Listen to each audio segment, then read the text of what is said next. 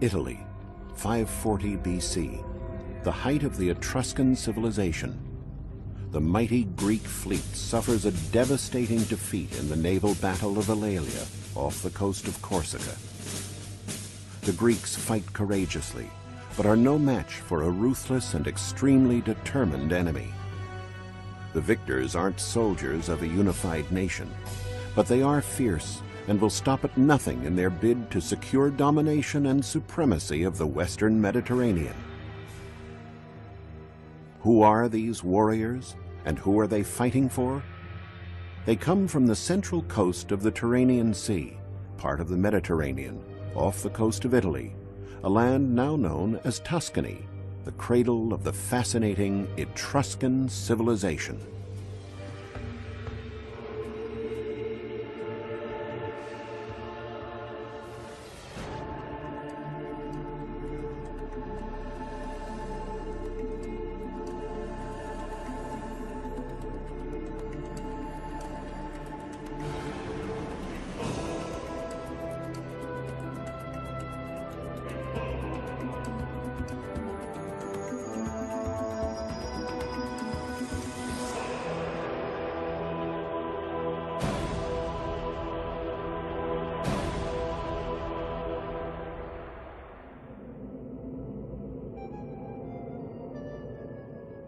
The origins and language of the mysterious Etruscans are subjects of debate for scholars today, perhaps because there seems to be no lineage.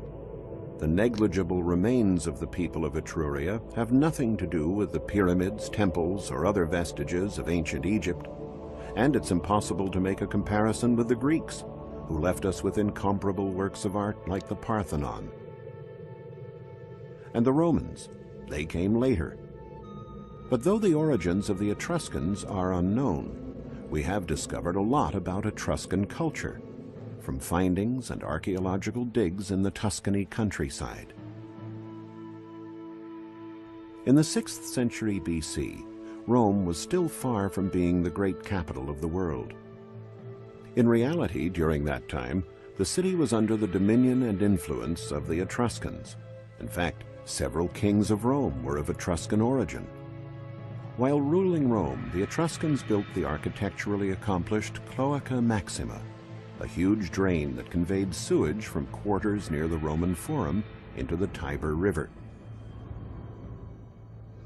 The influence of the Etruscans reached as far as Pompeii, and their fleets threatened Greek and Phoenician settlements on Sardinia and Corsica and on the Côte d'Azur.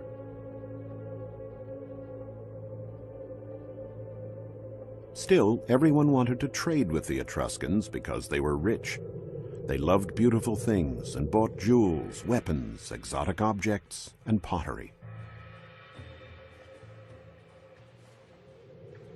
One of the repositories for Etruscan culture is an ancient town called Merlo on the banks of the Ombrone River in the Siena province of Italy, the middle of the Etruscan nation.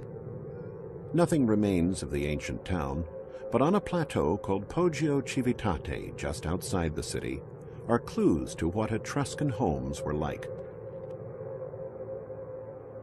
Though these cities were destroyed and rebuilt by Roman invaders, evidence of the Etruscan civilization has turned up in tombs and necropolises, cemeteries. In 1965, Bryn Mawr College in Pennsylvania sponsored an excavation led by archaeologist Kyle Meredith Phillips, Jr. at a site not far from the medieval town of Merlo. Since then, every summer, teams of American students and professional archaeologists have been working at Poggio Civitate. This archaeological campaign has unearthed a find of a huge Etruscan building from the distant past. The remains of the south wall are still in the clearing where the building was erected. The construction covered a square surface that was truly enormous, 197 feet on each side. Inside what must have been the courtyard, there are foundation walls of a so-called tempietto, or little temple, a small square-shaped building that in all likelihood contained statues of divinities and ancestors. Though little of the original building remains, it was natural for archaeologists to try to reconstruct what the building at Merlo looked like. More than 2,500 years ago, the little temple was in the middle of a big colonnaded courtyard that ran along 3 sides of the building.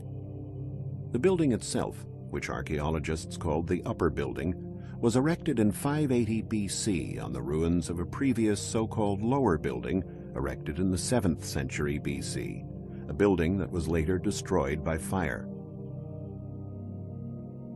Archaeologists still don't know if it was the home of an important family or the meeting place of a league formed by various Etruscan cities.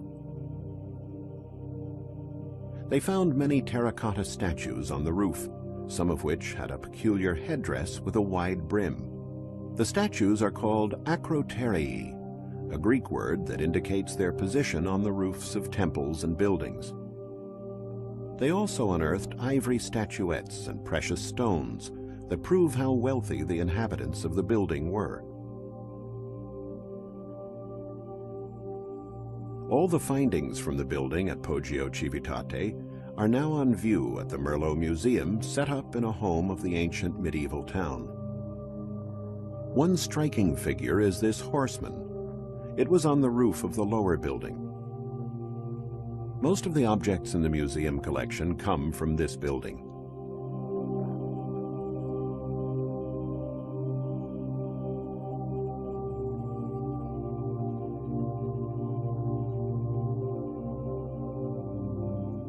Part of the roof of the more recent building was reconstructed, and some of the acroterii that used to decorate it were repositioned on top. Standing out is a statue of a man with a strange hat, something a musketeer or cowboy might wear. This statue has become the symbol of Merlo. These terracotta plates show aspects of everyday life. This one depicts a banquet. At the time, the plates were decorated very colorfully. The upper-class Etruscans loved the pleasures of life. Banquets were held in elegant settings among damask cushions, candlesticks, and expensive tableware, with waiters serving and musicians livening up the atmosphere. Frescoes found in tombs at Tarquinia, a city in the north of Latium, provide us with more detailed information on the daily life of the Etruscans. Frescoes in the Tomb of the Leopards, built in the middle of the 5th century BC, also depict a banquet scene, with musicians playing and slaves working as waiters. There is a couple on every bed. Because of these frescoes, we now know that unlike Greek and Roman women, most Etruscan women used to lie beside their mates, happy to take an active part in festive banquets. This freedom was unique in the ancient world and used to shock Greek and Roman travelers at that time. Greek historian Theopompus of Chios, who was thought to have the most malicious tongue of ancient literature, wrote in the 4th century BC, "Etruscan women don't feast only with their husbands, they feast with anybody. They don't mind appearing nude in public and gladly do exercises at the gym beside men. Plus, they eat and drink a lot and are really good-looking." This was a privileged position compared to women of other civilizations of the ancient world. The nearly equal relationship with their husbands made women feel self-confident and proud, and naturally a woman like that loved to dress well and adorn herself with magnificent jewels.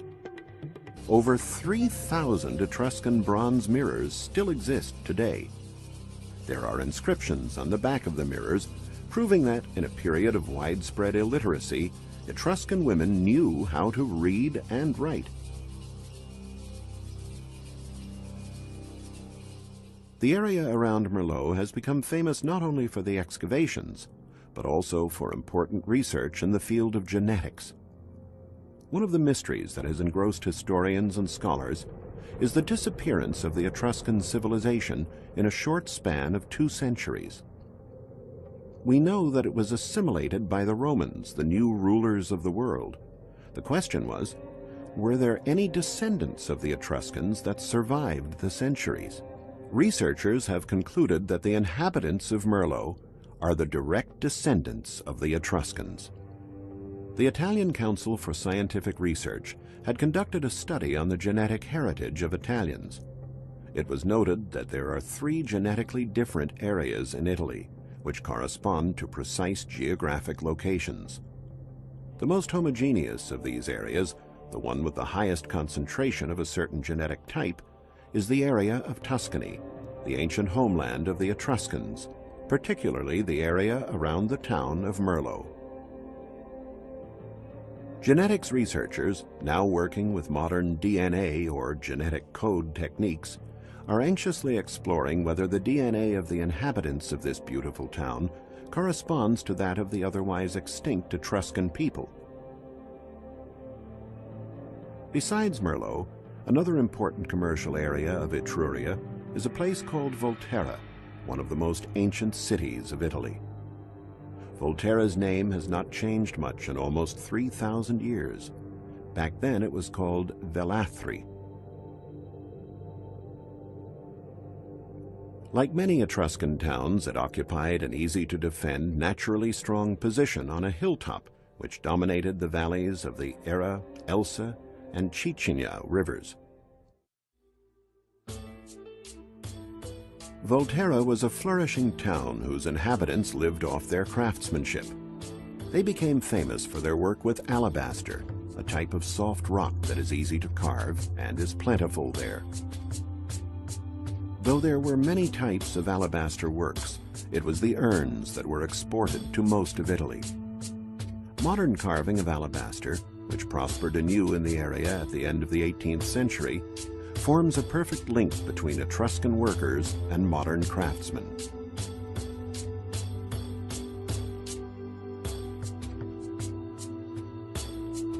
During the 4th century, a wall that was over 4 miles long and covered an area of nearly 290 acres surrounded the city.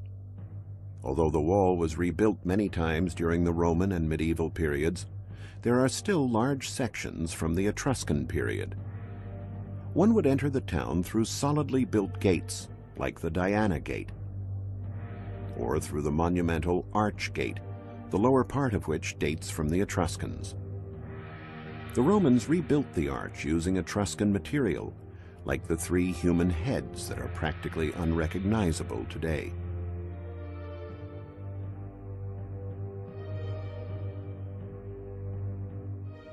But the most substantial traces of Etruscan Volterra are found in the zone of the Acropolis, where the park of the castle is today. The area contains many archaeological ruins, mostly building foundations, situated along an ancient road network of the city.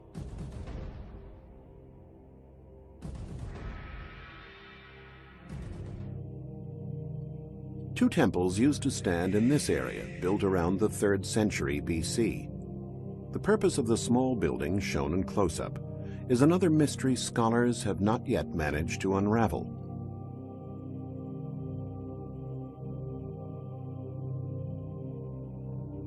Heading now toward the coast, we come to another city that became famous for a totally different kind of work.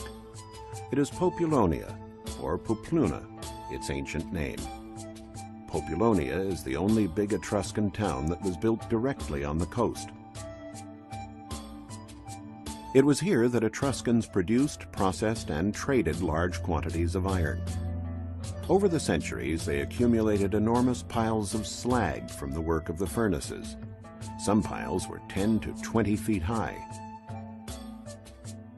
These slag piles were so rich in iron, even in the unprocessed state, that in 1940 the Italian army used them to make war supplies. Scholars have estimated that there could have been 2 million tons of slag in these piles. The present town of Populonia traces its origin to more recent times. The town flourished in the latter part of the Middle Ages, but iron was being refined and traded here at Populonia nearly 500 years before Christ. Where did this precious metal come from? In spite of metal-bearing chains nearby, the iron came by sea from the island of Elba. The inhabitants of Populonia were able to transport the metal and protect it from the many Phoenician and Greek pirates and rivaling Etruscan cities, thanks to a powerful fleet.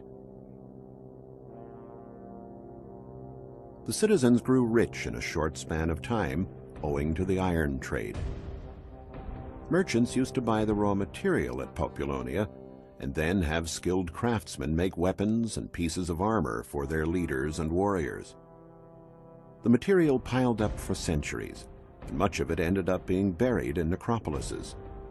It wasn't until the late 1900s that cemeteries buried for years and years, like the one at San Cerboni, were discovered. Here there are important examples of chamber or tumulus tombs. These tombs have a long access corridor that leads to a quadrangular cella. The diameter of the cylindrical tambour that covered it could be as long as 90 feet. Mighty walls defended the upper part of the city, or Acropolis, where sanctuaries and other public buildings were erected. At the time when Populonia was at the zenith of its splendor, the city walls looked like this. In the background, the outlines of the buildings on the Acropolis are silhouetted on the horizon.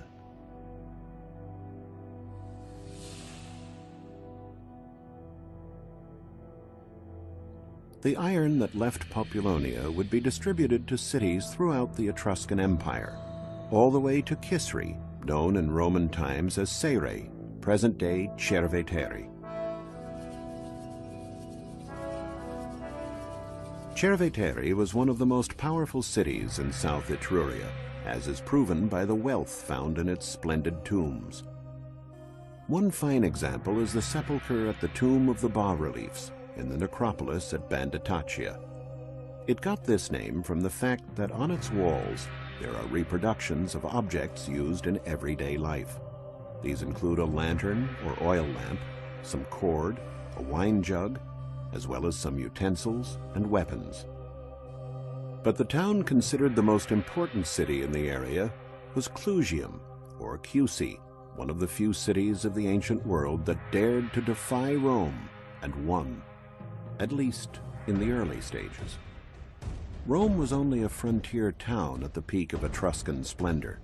Indeed, one could say it was the Etruscans who brought grandeur and a civilized way of life to Rome, and to a country that, on the whole, was rather savage at the time. Etruscan kings ruled Rome for over 100 years. Some say it was their arrogance that spelled the end of Etruscan power. Roman historians documented the war between Rome and Clusium. According to texts, it started in 510 BC, when the son of Tarquinius Superbus, a Roman king of Etruscan origin, ravished a beautiful and virtuous matron. The Roman nobles rebelled and expelled the Tarquins from their city, vowing that never again would a king rule Rome. And thus was born the glorious Roman Republic. After being ousted from Rome, Tarquinius Superbus went to Clusium and sought the help of its great king, Porsena, who headed a confederation of Etruscan cities. Porsena marched on Rome in 508 BC, winning many victories before being turned back by Horatius at the banks of the Tiber River. The figure of Porsena is shrouded in legend and mystery, like the grave where he is thought to be buried. Scientists and adventurers have been searching for years in the countryside around Clusium for the mythical mausoleum where the body of Porsena was laid to rest with fabulous treasures 2,500 years ago. However, despite the many attempts, the tomb has never been found. Pliny the Elder mentions Porsena's tomb in a text. After hearing the many stories that were being told during his lifetime, he imagined it as a grand, square-shaped construction measuring 300 feet on each side that was several stories high and supported by very high pyramids. Inside the square base, there must have been a labyrinth of tunnels where the treasures were hidden. It's possible that Pliny got carried away with his description, because it's hard to believe that a monument of this size has vanished completely. Another secret about Etruscan civilization that has only been partly unveiled concerns the language.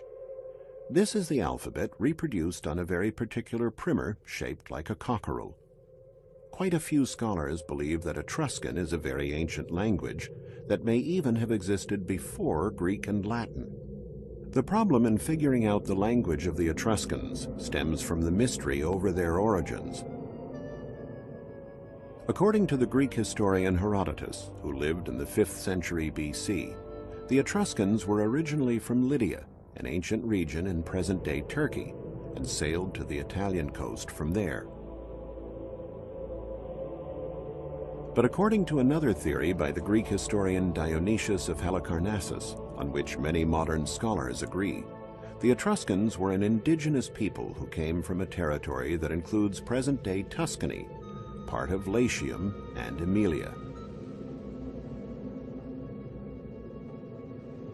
The most antique evidence dates from the 10th to the 7th centuries BC and is found in a zone that we rarely think about as having connections with the Etruscans.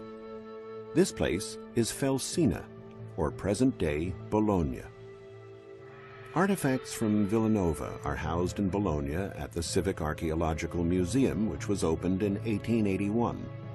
It is a unique collection, the only one of its kind in the world. In the 9th century BC, it was here that the so-called Villanovan culture flourished, named after Villanova, a town near Bologna, where archaeologists discovered a group of tombs attributed to this culture. Many scholars believe the inhabitants of Villanova may have been the ancestors of the Etruscans. In these tombs, the deceased were cremated, and the ashes kept in ossuaries or urns, biconical-shaped vases covered with an upturned bowl. This specimen dates from the 9th century BC. The urn was put in a hole in the ground lined with pebbles. Sometimes the earth was kept back by stone slabs. Personal items were also put into the tomb, either directly in the ossuary or beside it. Items like fibulae, used more as ornaments than to fasten garments. There might have been a sharpened razor in bronze. The presence of razors in almost all men's graves leads us to believe that unlike the Greeks, Etruscan men preferred to have clean-shaven faces. An axe blade, also in bronze, used both as an implement and as a weapon, would also have been included. In women's graves, they also found fibulae, often decorated with swastikas or of the twisted arch type. But there would also be humble objects like whorls, which were weights put at the end of the spindle, and naturally, thread spools. Also included would be armilas, bronze bracelets, and some pearls and amber pendants that were perhaps tied to each other to make a necklace. D.H. Lawrence said that to the Etruscan, all was alive. Indeed, from frescoes found in tombs, it is evident that the Etruscans were an active people. They loved public spectacles, performances in the square, and athletic competitions. They loved to go hunting and fishing, but also appreciated music and big banquets. The stature they gave women made them unique among ancient civilizations. But after they were driven from Rome, the Etruscans never regained prominence. By 280 BC, all Etruscan cities had either surrendered or died under Rome's sword. In a land they had enriched, now only their tombs survive. And nearly all that we know about their way of life comes from their way of death. Mysteries about the land of Etruria can now only be solved from secrets buried in the depths of the earth.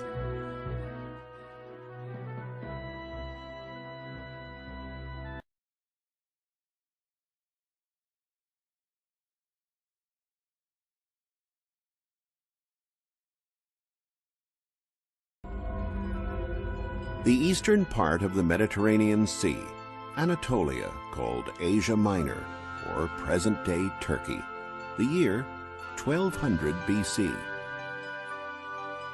Rubble and ruins are all that remain of the city of Hadashash, the once magnificent capital of the Hittites, one of the strongest civilizations in the ancient world.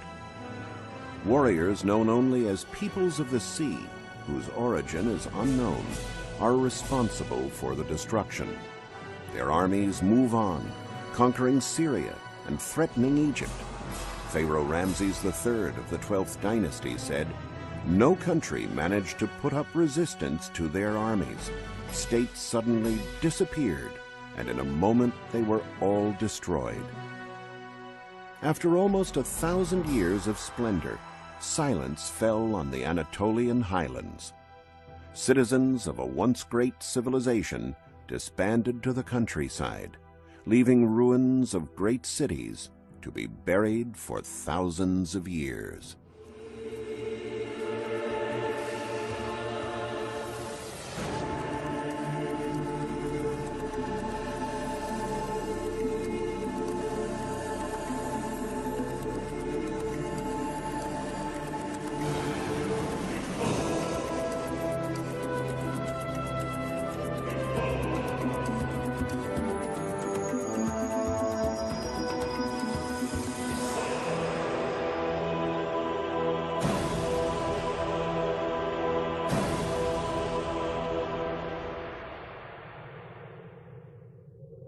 An important testament to the power of the Hittite Empire before its demise is preserved in Egypt, a land that was once its enemy. The two pillars at the entrance to the Temple of Luxor on the Nile are adorned with scenes of the battle fought between the Hittites and the Egyptians in 1295 BC at Kadesh in Syria. The great Ramses II, the warrior pharaoh, is seen fighting from his chariot and leaving behind victims among the ranks of the Hittite army led by King Muwatalus. Who won this epic conflict?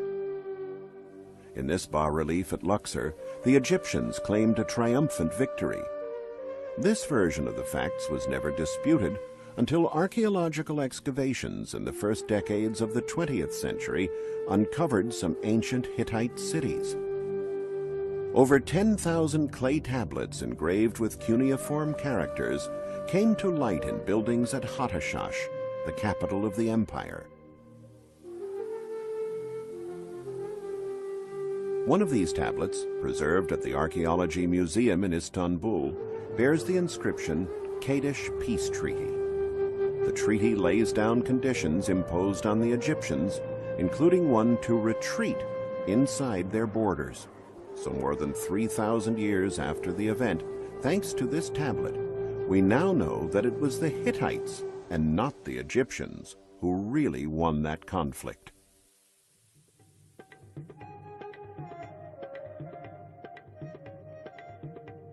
Over the centuries, Asia Minor has seen numerous civilizations flourish. After the Hittites, the country reached a high civil and cultural level thanks to populations of Greeks who had settled along its coasts. Later on, during the period of Roman rule, Asia Minor became one of the richest provinces of the empire. Turkey was also the cradle of the great Byzantine Empire, an evolution of the equally famous Eastern Roman Empire.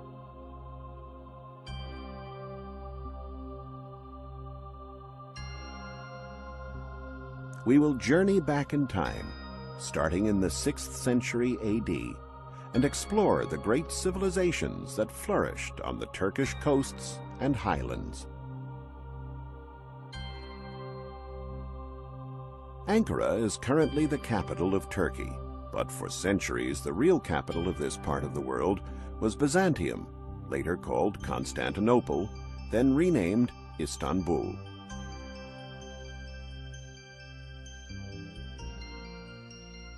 Byzantium was full of dazzling monuments. One of them was the Karnak obelisk, erected at the city's famous circus grounds in the first half of the 5th century AD. At the front of the base, there are portrayals of family members of Emperor Theodosius II, along with court dignitaries, watching circus chariot races from an elevated stand.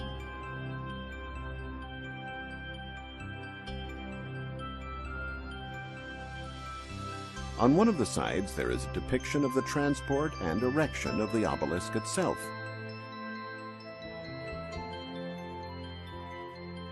For centuries, Byzantium, or Constantinople, was the preeminent city of the entire Byzantine Empire. It boasted a modern plan and many infrastructures.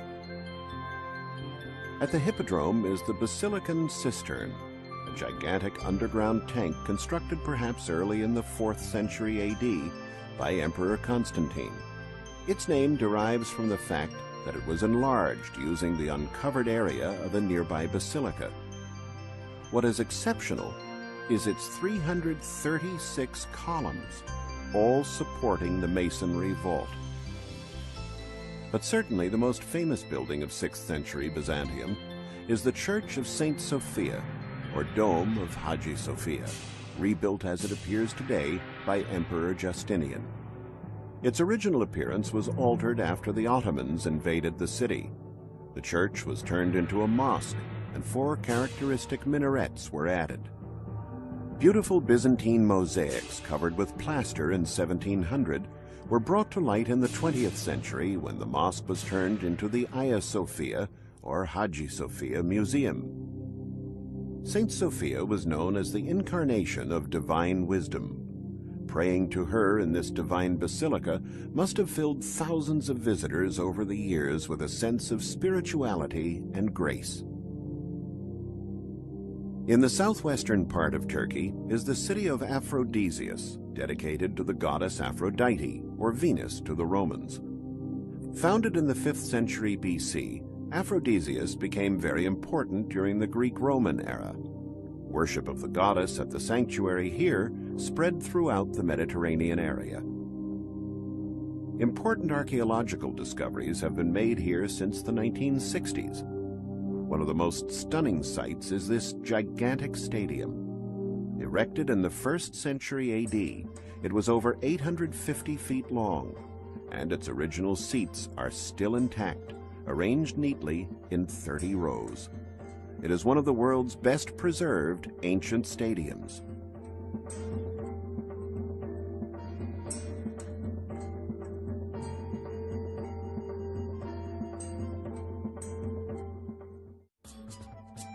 In the middle of Aphrodisias stood the Agora, a rectangular market area surrounded on 3 sides by marvelous colonnades. The columns were surmounted by decorated capitals and architraves, which can now be seen in the garden of the Aphrodisias Museum.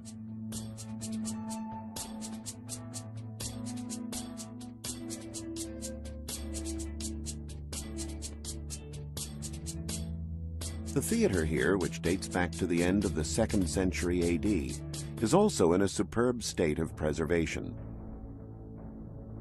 It has a capacity of 10,000 spectators. Built by Julius Zolios, it was dedicated to Aphrodite and the city. Zolios was a native of Aphrodisias and a former slave of Emperor Augustus. He did the city a very important service by having it obtain the special status of autonomous city exempt from taxes. The most sacred site in the city, of course, was the sanctuary of Aphrodite. This is the tetrapylon, the gateway to the sanctuary. The tetrapylon was originally composed of 4 rows of 4 columns each. Many of the spiral fluted columns are still standing, with their gables still in place. Today, the tetrapylon is an isolated monument, but in ancient times a compound and a road connected it with the temple of Aphrodite. The temple itself was rebuilt in the 1st century BC with 8 columns on the short sides and 15 on the long sides.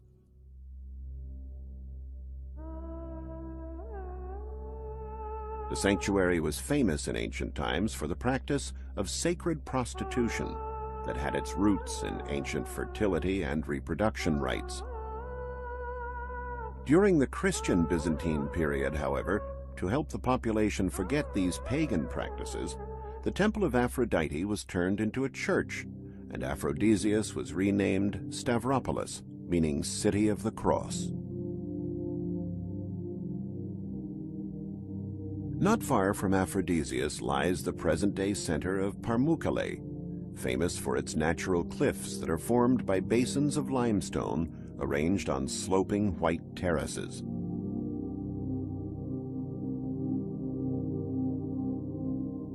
Pamukkale is the site of ancient Hierapolis, founded by the king of Pergamum in 190 BC. It was destroyed and rebuilt several times and reached the height of its development between the 2nd and 3rd centuries AD, when it was inhabited by Greeks, Romans, and Jews. By the 6th century, in the Christian era, the city had become a bishopric. However, this did not prevent people from continuing to worship Pluto, the great pagan god of the underworld. Pluto's realm, the House of Hades, or Kingdom of the Dead, was thought to be located beneath the earth. Worshippers, part of a chthonic cult, perhaps thought the god had access to the Kingdom of the Dead somewhere under the ground at Hierapolis.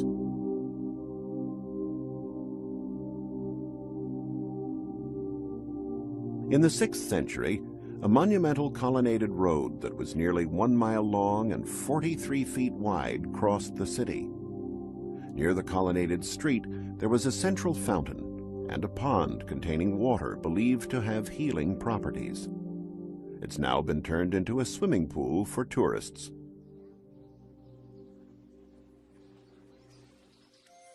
The theater, built in the 2nd century AD, is in such good shape it could probably be used today. Since 1957, Italian archaeologists have been bringing to light the cavea, 26 magnificent tiers of seating, along with marble reliefs that recount the myths of Apollo and Artemis.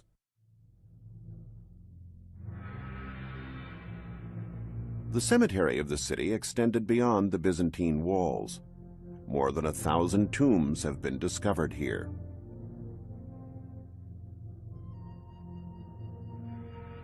In the center of the ancient city, however, is probably where the so-called Plutonium, or Sanctuary of Pluto, was erected. It is believed by some that the sanctuary was completely underground, most likely in this cave that in ancient times was called the Cave of the Underworld and the Demons. An ancient traveler wrote, "Every animal that goes into the cave dies at once." In reality, there could have been poisonous gases circulating in the cave. How then did the priests freely enter and leave the grotto? They probably realized that the toxic substance was heavier than air and settled at the bottom of the cave. It was therefore only harmful to small animals who wandered that far. Naturally, only select Pluto worshippers were in on this secret. Another fascinating locale in ancient times was Gordium, or Alisar Huyuk, roughly 50 miles from Ankara. Gordium was the capital of Phrygia, an ancient region of Anatolia that was named after the Phrygians, the people who lived there from approximately 1200 BC. The Phrygians are believed to be one of the peoples of the sea, responsible for destroying the Hittite Empire. Originally from Thrace, a region at the easternmost tip of the Balkan Peninsula, the Phrygians reached the height of their power around the 8th century BC. Archaeologists have found the remains of the city walls of Gordium and megarons, the great halls that belong to the complex of the royal palace and stand out for their size. Excavations have also uncovered decorative elements and furnishings, now preserved at the Museum of Anatolian Civilizations in Ankara.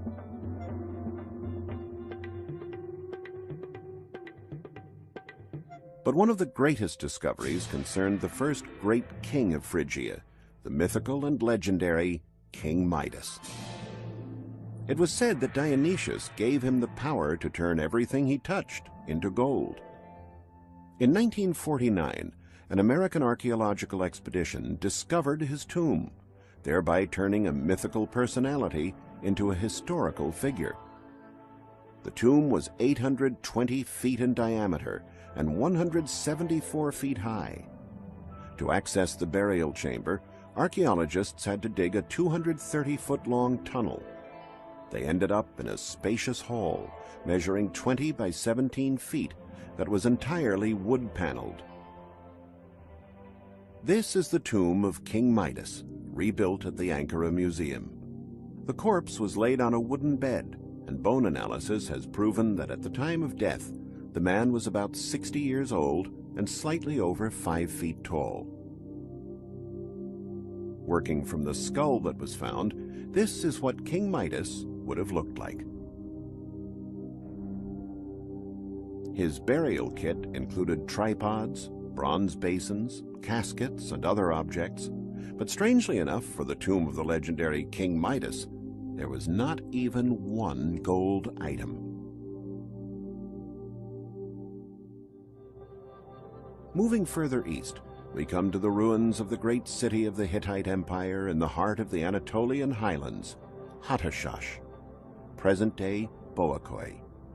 The Hittites were a people of Indo-European origin who arrived there around the end of the 3rd millennium BC from regions situated north of the Black Sea. Deciphering the tablets of the Hattashsh archives has revealed aspects of the social and political life of the Hittites, as well as the triumphs of their kings and armies. Though most of the significant traces of this ancient civilization have disappeared, one strong archaeological find remains: the great Hittite sanctuary at Yazilikia, near Hattashsh, erected in 1400 BC. The sanctuary was thought to have been inhabited by wicked pagan gods. Today, it yields incredible evidence of the Hittite civilization. The sanctuary is composed of 2 environments, dug into a 40-foot-high block of rock that archaeologists have divided into Chamber A and Chamber B. Both rooms are decorated with bas-reliefs sculpted on the bare walls. Chamber A contains a depiction of 2 processions. One is mostly composed of male figures. The other procession, composed of female figures, is headed by a divinity, probably the sun goddess Hepat. Not far away, a small entrance flanked by 2 demons with the body of a lion leads to Chamber B, measuring 60 feet by 10 feet. 12 figures with similar garments and bearings stand out on one wall. There is also a representation of a gigantic sword more than 10 feet high, illustrated as if it is penetrating the rock. The heads of 4 lions form the handle, with a human head at the top. What could this design have meant? The mystery was unraveled by a description found in a Hittite ritual text. The sword is a symbol of Nergal, the dreaded god of pestilence and the underworld, often depicted by multi-headed lions. Likewise, the discovery of bird skeletons here, creatures that were traditionally sacrificed to underground deities, convinced scholars that the room was used for worshipping the dead. Yazilikia managed to survive the many wars that engulfed the Hittite Empire, unlike Hattashsh, which was destroyed and rebuilt several times. The oldest evidence of dwellings here dates as far back as the end of the 3rd millennium BC, but the layout for the real town seems to have been developed around 1650 BC. Hattashsh was built on 3 levels: an upper city, the citadel or acropolis, a lower city, completely surrounded by walls that took advantage of the rocky nature of the land, and a 4,000-foot-high plateau surrounded by steep walls and rocky gorges.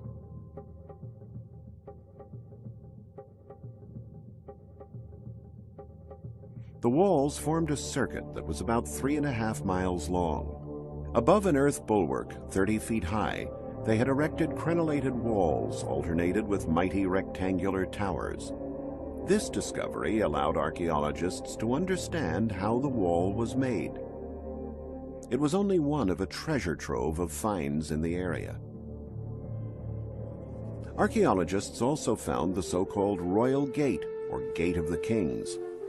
2 towers flanked the gateway, and bronze-plated gates probably provided additional defense. Two great statues of the war god dominated the entrance hall. This is a copy. The original is at the Ankara Museum.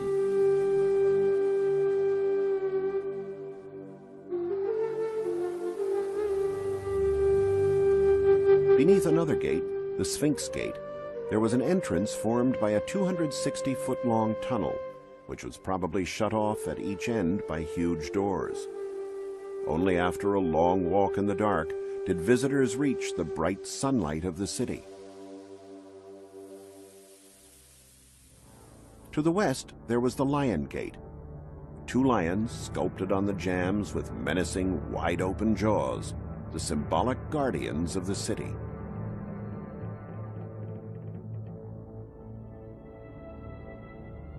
From the excavations, it appears there was no specific city plan. The streets must have been winding and haphazard. In the upper city, archaeologists found many buildings that they've identified as temples. The huge stones making up the construction are perfectly aligned, without any spaces between them, a method also utilized by the Incas in South America thousands of years later.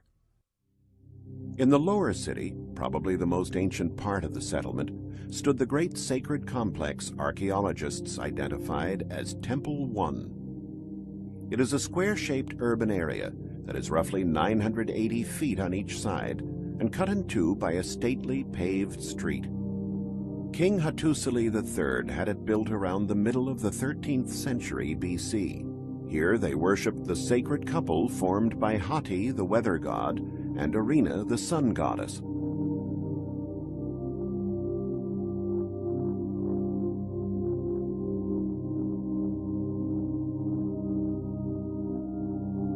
The many rooms surrounding the temple, characterized by enormous aligned jars, were probably necessary for the sanctuary's elaborate religious rites and festivals that were put on before very large crowds.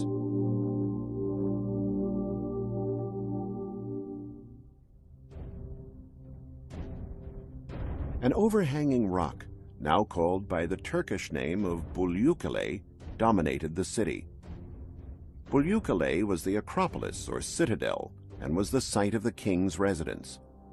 It was a natural fortress, a plateau measuring 650 by 500 feet, and every inch of space was utilized. With the gates, the towers, the walls, buildings, and royal palace, the citadel was a formidable sight. The structures were of many shapes and sizes, and were generally planned to face a courtyard. The walls were crenellated, meaning they were notched for battlements, and all around there were towers to add to the defense. The purposes of all the different buildings have not been discovered. Naturally, some were used as living spaces, some seemed to be auditoriums, others had religious functions.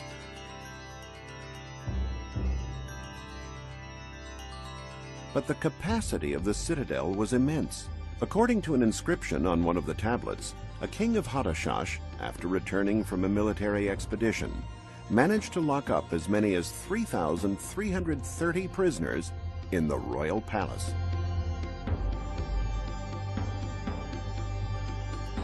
So what happened to the Hittites? Once their cities were destroyed, they apparently just scattered throughout the countryside.